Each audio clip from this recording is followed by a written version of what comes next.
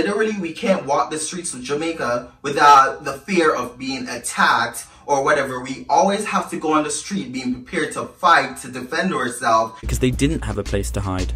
And by stepping out of the gully in this protest was in itself an obvious act of defiance. It hadn't been 5 minutes before officials came to try and work out what we were doing. We have been having some problems with members of the diverse sexual group. They live in the gully.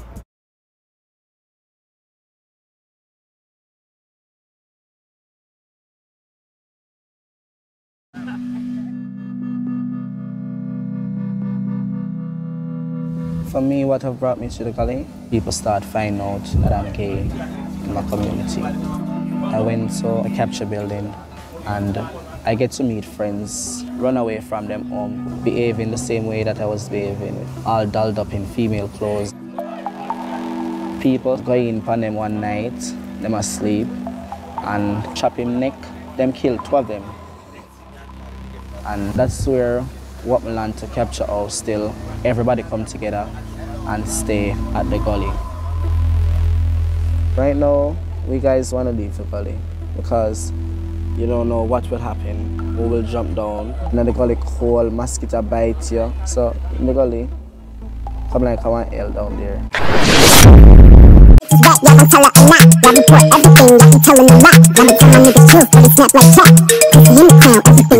They say my price ridiculous. I don't like them bitches, pussy tight and vicious. Hit them likes to click. Welcome back to my channel, you guys. Make sure you like, comment, and subscribe. Join the family. Without further ado, make sure you follow me at _PrinceSham on Instagram, and make sure you add me on Snapchat at PrinceSham7895. So now today we're back with another topic, and today we're going to basically talk about transgenders living in Jamaica. But without further ado, let's get into this topic. So before we get into this topic, I just want to quickly say that I appreciate y'all from the bottom of my heart for showing so much love and support with my last video. I did not expect for the video to do what it did. I super appreciate all of y'all from the bottom of my heart for showing me so much love on my last video. Now, today's video is just as similar to that last one that I did. So if you haven't yet watched my last video, I will quickly suggest y'all to run over to that video, watch that video, and then come back to this video. So yeah, girls, so I've been doing my researches, and girl, honestly, this whole topic, like I said in the past, in the last video, this topic is just sad, makes me mad, and it's just like depressing. But while I was doing my researches on this topic or whatever, and you know, obviously I've been through it, I've seen it in person, like I grew up in Jamaica, so I know how people react to just the LGBTQ community. So with me talking about topics like this, it's things that I've seen happen. So I've lived in Jamaica long enough to know how people, you know, react to the LGBTQ community, and even just my own people, like my own family members. Some of them I'm no longer close to, but even my own family members, I've seen the way they talk about the LGBTQ community, and I've seen the way they reacted to me when I came out of the closet. So it's only right for me to talk about and defend my people when it comes to my community. Now, I have very strong opinions when it comes to the LGBTQ community, obviously, because I'm a part of it, but as well as if nobody's gonna talk about this shit, I have to. Like, I have to defend my people, I have to bring shit to light, and if it's the last thing I do in this world, I will be happily to be the one to do it, because nobody else is talking about this shit. Nobody's bringing this stuff to light. Everyone, including the government, is sweeping this whole thing under the rug and pretending as if they're doing something about it, but they're saying one thing, but they're not putting action behind their words. So if nobody's gonna say nothing, if nobody's gonna do anything, I will for sure bring it to light, and I'm going to bring up a whole bunch of different shit too that also doesn't have to do with LGBTQ community, just things in general that nobody's talking about, nobody's making a difference within it all.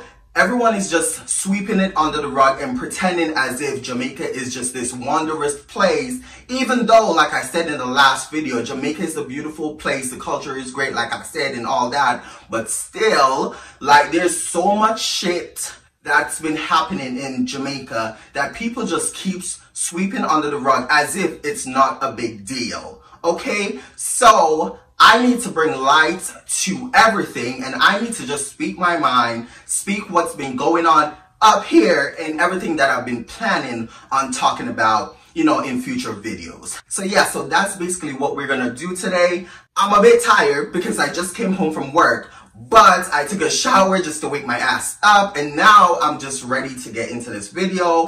So yeah, girl. Yeah, what we Jamaicans to see a gay, so gay guy. Them see a batty boy if it dead. Are you Transgender? Walk with the blood clan, them any blood clan girl to you. Despite our relatively peaceful afternoon in the gully, it's still impossible to say that it's exactly a safe haven for these kids, especially when a lot of the people here are used to resolving day-to-day problems with violence, since that's what they're constantly exposed to out here on the streets. People in the LGBTQ community is losing their life over them loving whoever they love and how they want to like dress to express themselves and all that. For years and years and years, people of the LGBTQ community has been losing their life because of their sexuality, and that shit is so annoying. It's so sad, and it makes me so fucking irritated and mad because nobody's doing shit about it. Nobody is doing anything about it. They keep saying that, oh, this is a process and there's a process. The government spoke about, you know, in prior interviews that there's a process that's being placed, there's a process that's currently going on that people needs to respect and whatever the case might be. And people needs to basically have patience for this process while it's slowly like uncovering itself basically. Newsflash government, you've been talking about that process for a really long time and nothing has changed. It's the new year and something gotta give. Something needs to happen. This shit cannot continue for any much longer. Stop talking about this damn process and do something. You just sitting in your office not doing shit. Honestly, to be quite frank, the government really don't give a fuck. The government don't care about the LGBTQ community. That's just period point blank. He pretends and acts as if he cares about people regarding the LGBTQ community, but behind closed doors, he fully supports the people who are being homophobic towards the LGBTQ community. In regards to Jamaica and human rights and their stance on gays, it's kind of a complicated time right now, correct? Yes, it is. As in, the previous administration, which is the JLP government, you know, we had he was in power. His name is Bruce Golden, a very public figure. Yeah, he did an interview, international interview, and they asked him the question, what is his stand on homosexuality? And his comment was not in his cabinet, as in referring to saying that as long as he's prime minister, he doesn't want anything to do with homosexual in his cabinet, in his House of Parliament. Once you're in his party, you should be straight. So during his time of reign as prime minister, it was the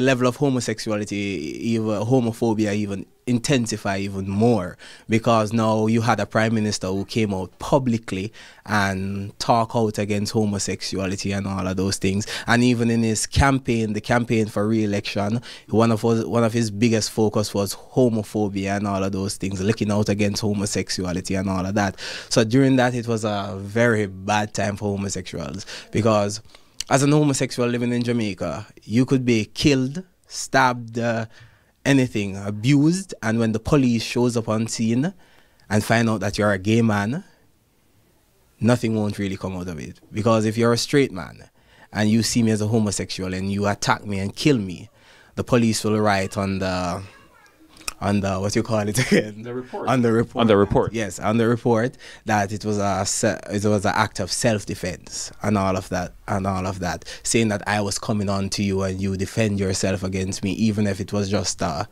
act of hatred.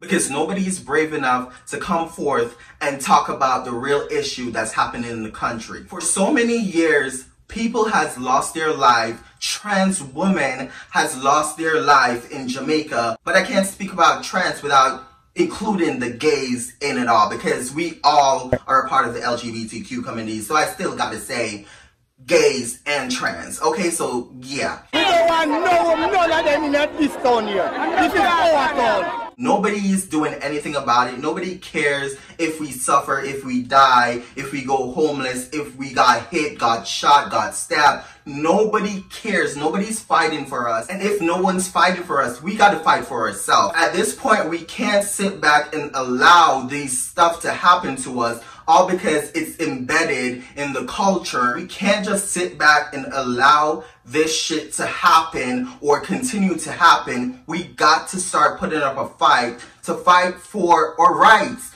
We have rights. We're human as well. Like, people always be talking about, oh, there's nothing normal about being gay, trans, bi. And Shanique, a lot of the elites are pushing this agenda from Satan to say, you are a real woman. You are not a real woman. You are a man posing as a counterfeit as a woman.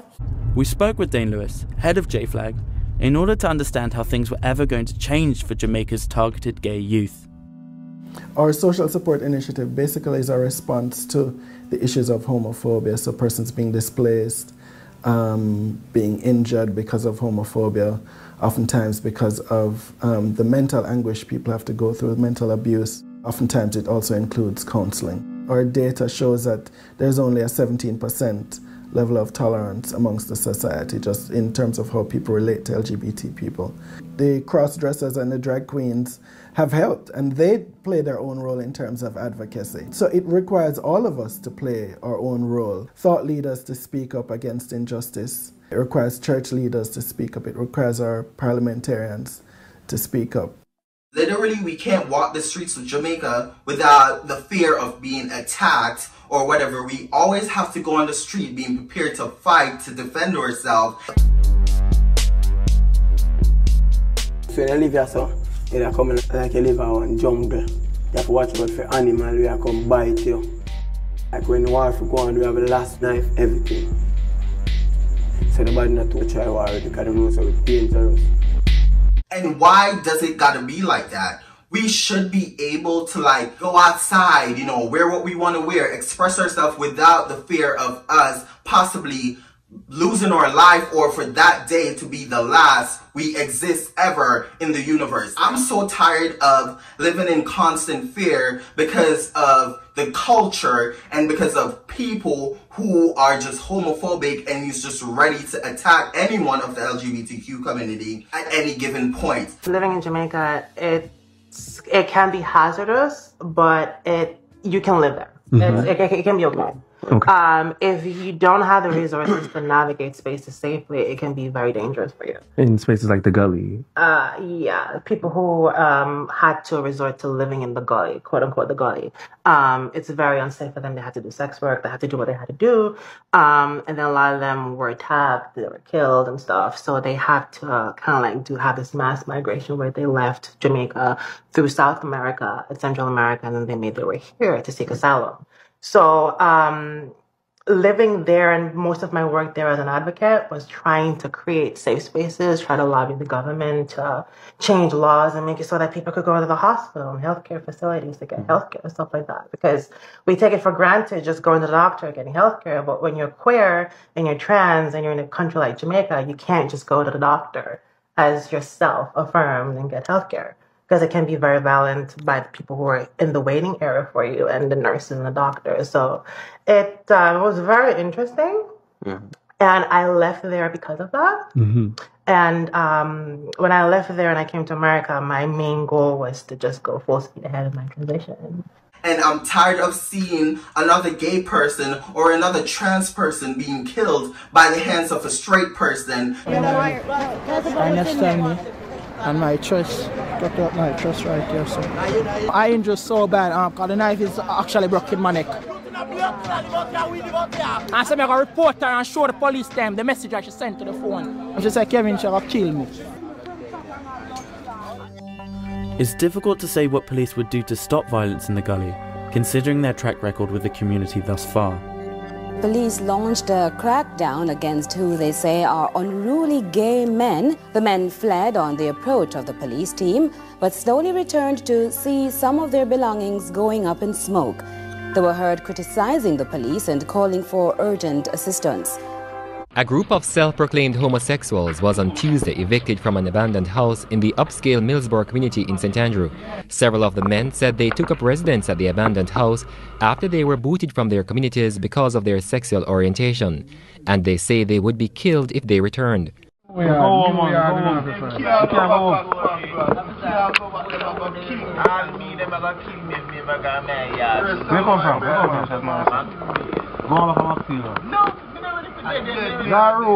But the police say the men have been wreaking havoc in Kingston, committing criminal and other activities. At the time of the eviction, the men were preparing a meal in the unsanitary, foul place they call home.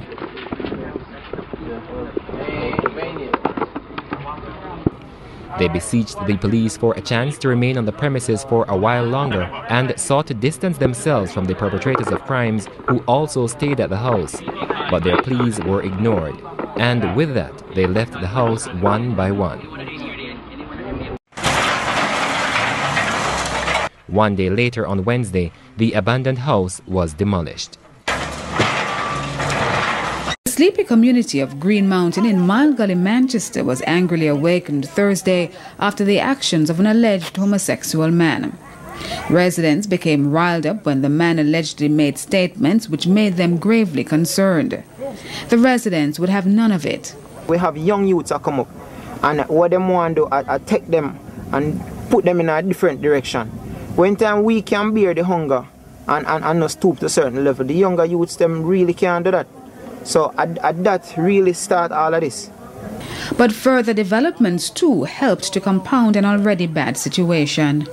In turn, women have breast sexy up like woman. Dropping clothes and show everything to them. We don't want that. And as the story spread like wildfire throughout the community, the residents' annoyance spilled over and the 5 men and a vehicle belonging to them were barricaded.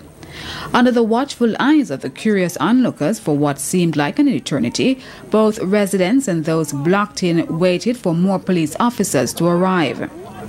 The officers finally came and... That's all I want to stay, yeah? Let's stay back there, so come.